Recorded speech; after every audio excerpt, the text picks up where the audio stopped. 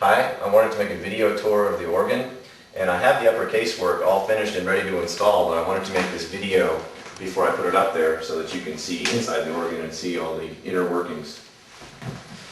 I'll start with the bench. It's a solid bench, and the way you adjust it is by adding spacer blocks to each end. We made a little storage compartment here. I keep music, microphone, stopper handles, and other items. The pedal board is 30 notes, concave and radiating, built for AGO specifications. This was a lot of fun to make. It has some curved pieces on the front and back. The action of the pedal board, when you press down on a note, there's a series of L brackets in front of each key. When you press down on the front of the L bracket, it transfers the action horizontally. The action goes through a roller board that's sitting on the floor back to the pedal wind chest, which is sitting on the floor in the very back of the organ. You can't see that. The pedal wind chest has 30 pipes, one for each key. Most of those pipes sit directly on top of the wind chest across the back of the organ. For the lowest 12 pipes are the pipes that make up the sides of the organ. Those are the biggest pipes in the organ, 8 feet being the longest one. And then the top 4 pipes of the pedal are offset to a shelf over there inside the organ. The rest of what you see here, this box is the blower cabinet. Inside there is an electric blower. This blower is specifically designed as an organ blower, so it runs very quietly. That feeds air into this box, which is the bellows. Can't see much of that because it's behind the coupler action here. This is the top of the bellows, shows a little of the pantograph action. The air comes out of the bellows through these black tubes. Those tubes then feed the air to the pedal wind chest in the back and then also up to the manual wind chest. All this action that you see here is the coupler action. When you press a key here, it sends the action horizontally, as I talked about earlier. It also sends the action vertically, and through this coupler board, through this roller board. The roller board transfers all the action from the spacing of the pedal board to the spacing of the manual, which is much tighter spacing. The action goes through a series of backfalls, and the axle, the common axle of all those backfalls is mounted to this part, which moves with this hitch down pedal here. So that when a pedal key is played, the backfall moves, and the tail end of that backfall has a piece that goes up and down. But when it's disengaged, the tail end doesn't touch anything. When you engage the coupler here, it moves that axle of the backfalls up, thus raising the tail end of each backfall.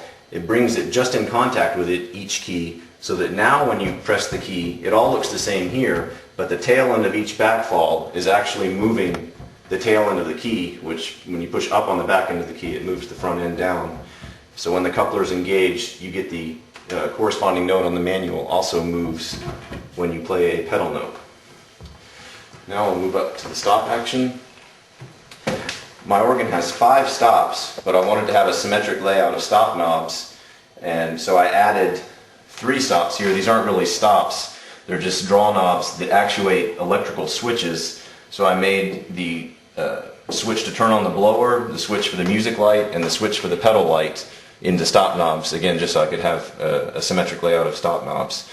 This is the pedal stop, which is a 16-foot Subas stop, and when you draw it, it actuates a valve down here that completely shuts off the wind supply to the pedal wind chest. This works because there's only one stop on the pedal, so rather than having sliders, there's just a one valve that shuts off the entire wind supply.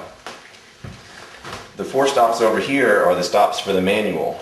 The action for these, as you draw these, goes through a trundle here, sends the action down that shaft to a series of levers on this side, which move the sliders in and out on top of the wind chest. So that's what that action looks like. The sliders have a series of holes that all correspond to the holes in the toe boards. This is the toe board, the piece that all the pipes sit on. When you draw the slider, those holes all either line up or don't line up. When they line up, it allows air through to play the pipe. When they don't line up, no air gets through to the pipes. So the pipes only play when when the slider is drawn. Here you can see down into the mulcher holes. As the slider is drawn, the holes line up, and then when you close it, it shuts that valve so that no air goes to the pipes. The manual has 58 notes and is also built per AGO specifications. Each key is connected to a key body that's about 26 inches long and sits on a felt rail in the middle. The middle of each key body is the fulcrum point, and then there's a series of pins in the middle and a series of pins on the front to control the position and movement of each key. When you press down on a key here, it pivots about the center point and pushes up on the tail end onto a series of sticklers.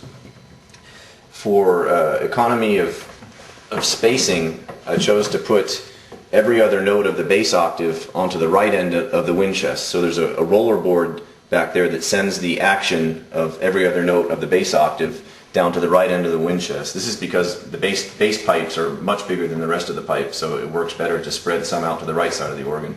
Otherwise all the big pipes would be on one side of the organ. So as you play a note here, it presses up on the tail end of a backfall, and then all of these backfalls, there's a weighted aluminum bar that sits on top of all of them. And what this does is it allows, as the seasons change, that bar sits on top of all of these backfalls and it floats. So it allows adjustments and keeps a constant tension on the whole action system regardless of the seasonal conditions. So when you press up on the tail end of the backfall, the front end of the backfall is then connected to a pallet, and the pallet is the valve that lets air up into the wind chest and into the pipes. So here, as you play notes here, you can see where the pallet's open there. So the arrangement, here's the arrangement of all the pipes, and they're all chromatic except for the bottom octave, but from here you can see what they all look like together.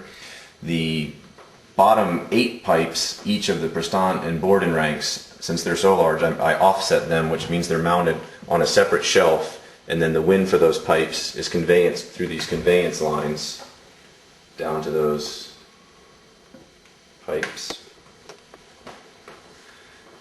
Then the layout of the pipes here on the wind chest, the mulcher rank is this front rank, which is incomplete now because all of these holes will feed air to pipes that are eventually going to be in the facade. The top few pipes of the mulcher rank are on the wind chest as shown. And this is the Borden rank. Behind it is the doublet rank, and then behind that is the Prestant rank. And then you see the tops of the stoppers for the Subas pipes there in the very back. The Borden and the Subas pipes are stopped pipes, which means they have stoppers in them that, as they slide up and down, adjust the pitch. All the other pipes in the organ are open pipes, most of which are fitted with a tuning slide that you can slide up and down to adjust the pitch. For the smallest pipes, it wasn't practical to put tuning slides on, so I've put a small plate that slightly shades the top of the pipe, and by shading or unshading the pipe, you can adjust the pitch of that pipe.